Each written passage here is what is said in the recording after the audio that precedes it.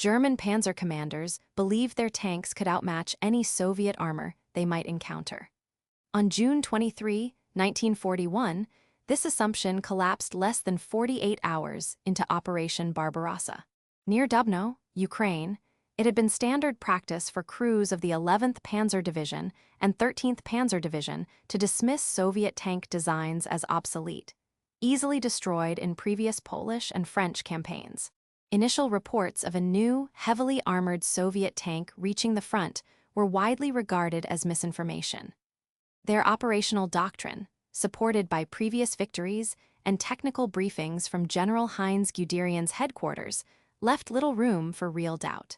Within hours, however, facts overwhelmed German expectations. Forward elements of Panzer Regiment 35 discovered that their 50 kW K38L42 tank guns and Panzer IV's short barrel 75 kW K37, typically effective against all encountered enemy tanks at ranges under 600 meters, failed to penetrate 45 of sloped frontal armor on Soviet T-34-76 tanks. These Soviet vehicles, mounting a 76 TUM F-34 main gun and powered by a V2 diesel engine, appeared by the hundreds across the undulating farmland.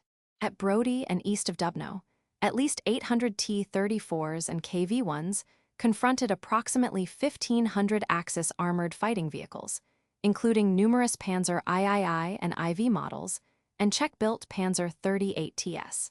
The German High Command, relying on field testing and battlefield statistics from the previous year, had considered their 37 and 50 anti-tank weaponry sufficient to counter Soviet armor. Yet their largest field guns and infantry tank hunting teams were unable to disable many T-34s positioned hull down, exploiting the rolling terrain and scattered farm hedges for cover. With mounting reports of catastrophic losses and accounts of Panzer shells shattering harmlessly on Soviet tank hulls, divisional signals officers forwarded urgent coded warnings. Within 24 hours, the myth of Panzer superiority was breaking down. Soviet tank design had revealed a flaw in German doctrine. This segment reconstructs what happened when technological miscalculation met brutal battlefield reality. At 4:12 hours, Oberleutnant Georg von Hartmann, commanding a forward platoon of Panzer Regiment 35, observed his unit's 50 kW K38L42 gun rounds ricocheting off the sloped glacis of an advancing Soviet T-34 at a range of 450 meters. The crew logged 4 solid impacts on the frontal armor without visible effect, while return fire from the T-34's 76 TUM F-34 gun disabled a Panzer III with a single shot. Within 12 minutes, Hartmann's platoon engaged 6 more Soviet tanks, reporting similar failures across 3 Panzer IIIs and 2 Panzer IVs. Radio logs from the battalion net record 18 calls for anti-tank support within a 5-kilometer sector between Dubno and Verba. Comprehending the magnitude of the threat, Oberleutnant Hartmann relayed coded contact reports through battalion-level signals to Oberstleutnant Wilhelm von Schell, the regimental commander, at 4:27 hours. These reports detailed penetrator failures and the inability of Panzer IV short barrel and III main guns to defeat new Soviet armor at effective range of deviation from established performance estimates, which assumed 50 rounds could penetrate up to 50 TUM of armor at 500 meters. Signals officers in regimental HQ disseminated the alarming results up the command chain within 20 minutes, bypassing routine reporting protocols. On the Allied side, Soviet 12th Tank Division Commander Colonel Mikhail P. Kadokov immediately recognized the tactical advantage. His units, equipped with T-34s and KV-1s, exploited their armor resilience by advancing in wedge formations, fully utilizing the 76 TUM F-34's superior range and accuracy. Kadokov ordered 2 flanking companies to increase pressure on German positions, resulting in 47 additional engagements and the documented destruction of 24 Axis armored vehicles by 5:20 hours. Red Army units maintained speed and surprise, maneuvering across the undulating farmland at up to 32 km/h, forcing German positions back at least 7 kilometers. Panzer Grenadier units supporting Panzer Regiment 35 attempted emergency countermeasures at 4:48 hours.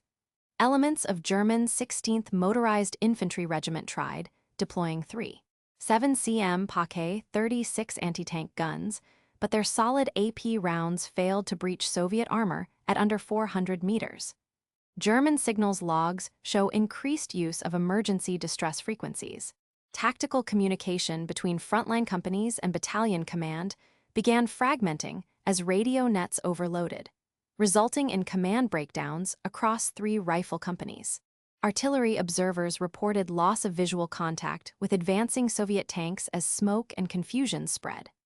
By 500 hours, at least 4 German battalions, including Panzer Regiment 35, parts of the 113th Infantry Regiment, and Panzerjäger detachments, had reported the same phenomena.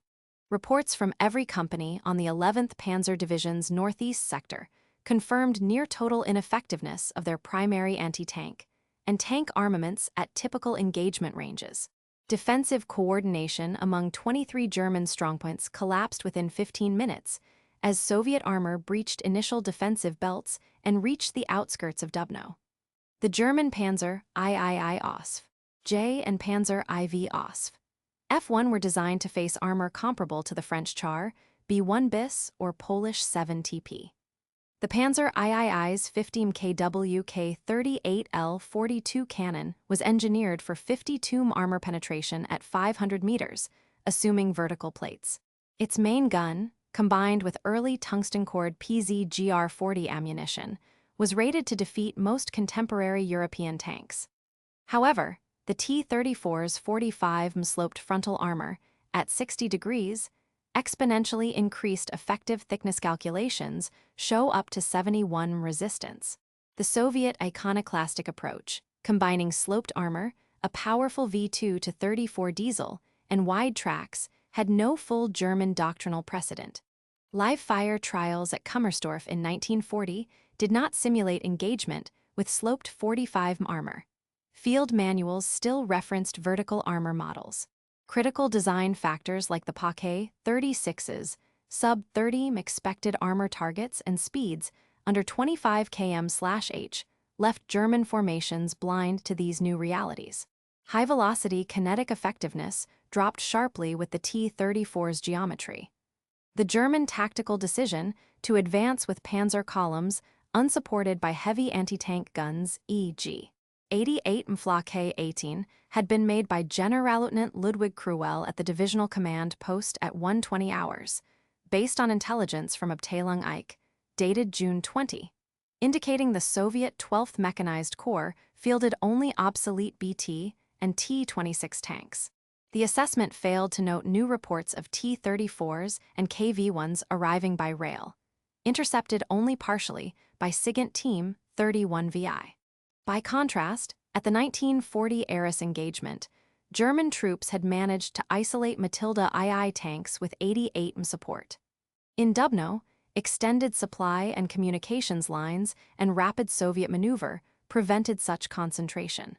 Wehrmacht doctrine in D-30-41, Panzertruppen, specified combined arms defense, but did not account for wide frontal assaults by armored wedges exploiting sloped armor.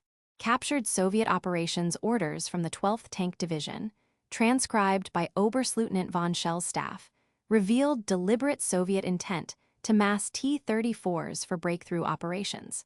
A Soviet after-action report, dated June 27 and authored by Colonel Kadukov, stated, "German shells bounce off our tanks at ranges under 600 meters, our wedges cut through their forward positions." Post-war interrogation of Hauptmann Gunther Rahl confirmed these first-hand experiences. OKH archives indicate the loss ratio at Dubno. German armored vehicle losses reached 362 out of 1,500, 24%, compared to 146 Soviet tanks lost from a striking force of 818%, a 6% comparative advantage for the Soviets at this engagement. Soviet archival documentation corroborates multiple Red Army advances by 2.7 to 4 kilometers per sector, where German anti-tank weaponry failed to meet technical requirements. The 11th Panzer Division's spearhead, under Oberstleutnant Wilhelm von Schell, immediately attempted a withdrawal to secondary defensive lines at 5:20 hours. Within 40 minutes, Axis armor losses rose from 58 to 186 vehicles along a 9-kilometer sector. 117 crew members from Panzer Regiment 35 and attached Panzerjäger sections were cut off or captured as T-34s bypassed blocking positions. This rapid armor penetration enabled Red Army cavalry and motorized infantry to capture the Dubno-Vrba Road junction by 6:15 hours, a maneuver considered impossible the previous morning when defenses were intact. 13th Panzer Division repositioned 18 Panzer IVs and 8 Stug III assault guns from their southern wing to counter-attempt a blocking action north of Vrba, abandoning earlier objectives in support of the battered line. Generalleutnant Ludwig Cruel at 11th Panzer Division headquarters received the first situation update at 5:37 hours and ordered a wholesale fallback south of Dubno, affecting 80-150 troops across more than 17 kilometers of front. The revised defensive plan called for consolidation along the Ikva River instead of maintaining the Dubno salient. This required hasty demolition work. 43 pioneer teams laid over 320 anti-tank mines, and supply columns rerouted 31 ammunition trucks to new positions. Oberstleutnant Erich Brandenberger of the 13th Panzer Division modified artillery fire missions, redirecting 72 howitzer shells per hour towards Soviet tank concentrations east of Dubno. At 5:52 hours, radio message, Jagdpanther 3, ordered all Panzer units in the sector to break contact and fall back in echelon, prioritizing the rescue of isolated tank crews. By 6:30 hours, Dubno's westward road was under complete Red Army artillery fire. The German withdrawal was delayed by 1 hour and 15 minutes compared to the original plan. Casualty projections had anticipated 130 armored vehicle losses. Actual numbers reached 186, a 43% increase, directly linked to the ineffective anti-tank guns. Operation Barbarossa's regional offensive pace was slowed by 22 hours, cascading delays into Army Group South's advance toward Kiev. Post-war analysis by the Soviet General Staff calculated that Red Army exploitation of the gap north of Dubno saved at least 2,200 Soviet troops and advanced their planned counterstroke timetable by 36 hours. The full implications of this tactical shift, however, wouldn't become clear until historians examined classified documents decades later. Documents recovered in 1994 revealed a diary entry from Obergefreiter Kremer of 3rd Company, Panzer Regiment 35, describing his experience during the Dubno battle. Kremer wrote on June 25, 1941, "Our shells make sparks but leave no dent on the green monsters. Our commander pounded his fist in disbelief." This account contradicted the official divisional report, which claimed German tank weapons were sufficient. The discrepancy occurred because Kremer's details fell under field censorship protocols. The true nature of German armament failures remained unknown until his diary surfaced in Russian archives accessible to Western researchers after 1991. Supply records from the 16th Motorized Infantry Regiment, logged on June 24, 1941, show a significant ammunition shortage for the 37 cm Paquet 36 anti-tank guns. The official state was 1 full resupply per day. Actual available stocks were only 48% of requirement. Oberleutnant Werner Kruger, the regimental supply officer, reported this issue to division command, but road congestion and Soviet artillery fire prevented timely deliveries. The shortfall meant Paquet positions could only sustain 4 hours of defensive fire, a critical limitation during Soviet armor breakthroughs near Dubno. The June 27, 1941, after-action report from 11th Panzer Division claimed only 102 armored vehicle losses in the Dubno fighting. However, German loss records captured by Soviet forces list at least 186 vehicles destroyed or abandoned by June 28. Medical records from the Divisional Aid Station confirm 238 wounded and 61 dead, substantially higher than the 110 casualties reported to Corps headquarters, a discrepancy of 61%. Historian David Stahel's 2012 research, using both German and Soviet archives, traced these differences to deliberate underreporting for morale and propaganda reasons, reshaping understanding of the engagement's true toll. While command focused on repositioning anti-tank assets, soldiers at the southern outskirts of Dubno had to improvise. Private Ivan Bondarenko, 62nd Soviet Tank Brigade, encountered German infantry with captured anti-tank rifles. His solution? Instructing crews to weld spare track links over vulnerable hull spots. This improvisation was quickly adopted across more than 70 T-34s in the division. Post-war interviews with over 40 Red Army veterans confirmed this became standard practice for field survivability. Pre-war defensive doctrine did not account for such widespread ad hoc armor improvement, yet it continued due to ongoing vulnerability. Weather data from the German Meteorological Service for June 23, 1941, shows heavy rainfall 38 millimeters in 18 hours and visibility dropping below 400 meters by midday. German operational plans expected dry summer terrain and 1,500-meter visibility. The actual conditions degraded maneuver speeds by 30% and severely hampered low-lying Paquet and infantry positions, frequently bogging down vehicles and reducing the effective range of field artillery. German tanks, rated for firm ground, faced drivetrain failures in deep mud, drawback not recognized until after post-war terrain studies explained several apparent mechanical losses and stationary vehicle abandonments. These overlooked details aligned with evidence historians found in Soviet correspondence and late-war German engineering reports. Post-war analysis completed in 1956 by the U.S. Army Historical Division concluded that the German defeat at Dubno was due primarily to overwhelming Soviet numbers and poor German tactical decisions. General Franz Halder's official diary entries, used by historian Paul Carroll in his 1963 book, Hitler Moves East, argued that failures resulted from Soviet surprise and alleged German hesitation at the point of attack. The Wehrmacht's 1957 published campaign history claimed German losses were limited, and their weapons were largely effective against Soviet armor.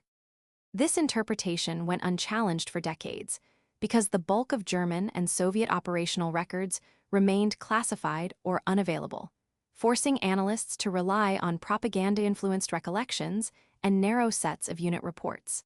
Declassification of Soviet General Staff reports and captured German loss records in 1991 changed this assessment.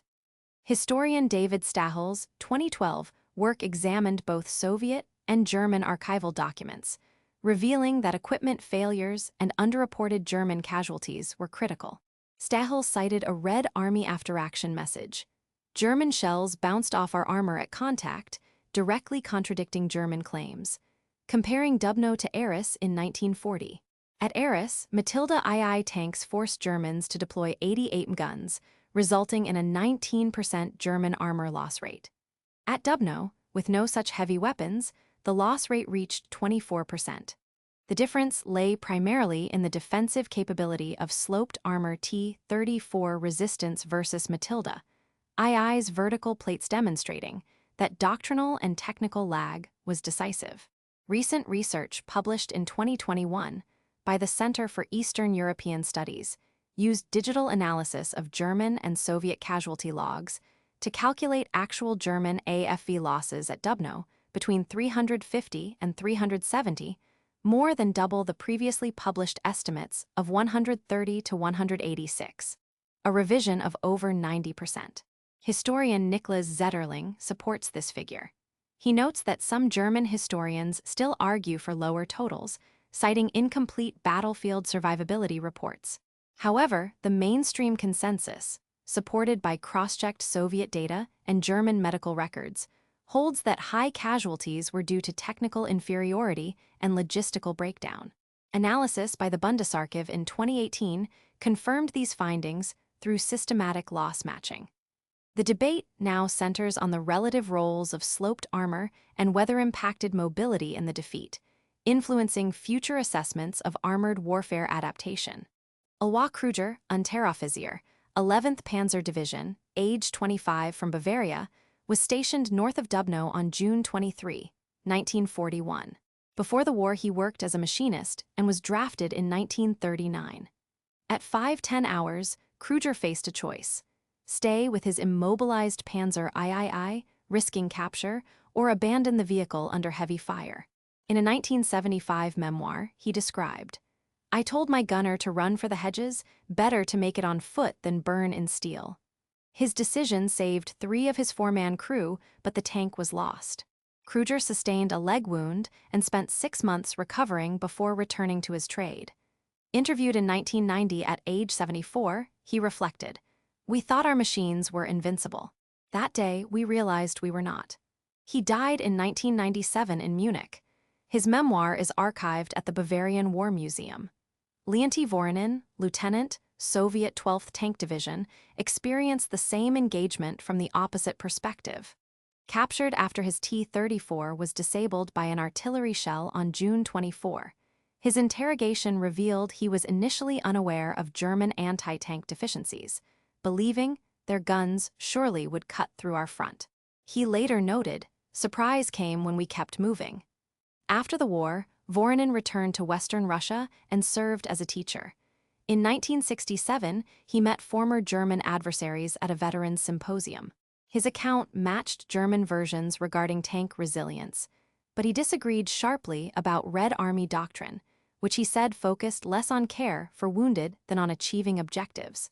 Hans Meissner, a field medic attached to the 16th Motorized Infantry Regiment, was profoundly affected by the events at Dubno. He treated dozens of wounded tankers under fire and later developed chronic PTSD, diagnosed in 1947 when such conditions were barely understood.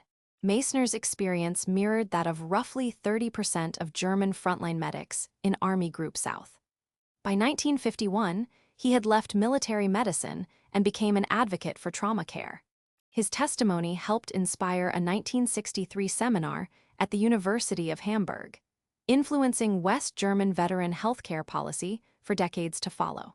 These individual experiences, when examined across hundreds of documented cases, revealed patterns that shaped armored training and recovery protocols throughout the German military establishment. Within 90 minutes of the first confirmed T-34 encounter, at 4:12 hours on June 23, 1941, 128 German armored vehicles lay destroyed or abandoned along the Dubno-Vrba sector. Generalleutnant Ludwig Kruwell at 11th Panzer Division headquarters received a coded critical situation update at 5:37 hours. Based on this intelligence, he ordered a full withdrawal of German armored formations south of Dubno, impacting 80-150 troops stretched across more than 17 kilometers of exposed front. Elements of the 13th Panzer Division, previously tasked with supporting southern breakthroughs, were redirected nearly 6 kilometers north to reinforce the battered sector. 43 pioneer teams hastily set up more than 320 anti-tank mines, while 31 ammunition trucks rerouted to new positions under artillery fire. By 6:30 hours, the entire Dubno logistics corridor fell under Soviet control. The pace of German withdrawal lagged original plans by over an hour. The ratio of destroyed Axis armor rose from the projected 9% to an observed 24% across the engaged formations. Within 3 days, operational plans for Army Group South required rapid revision. Operation München, slated to begin July 2, 1941, was postponed by 96 hours.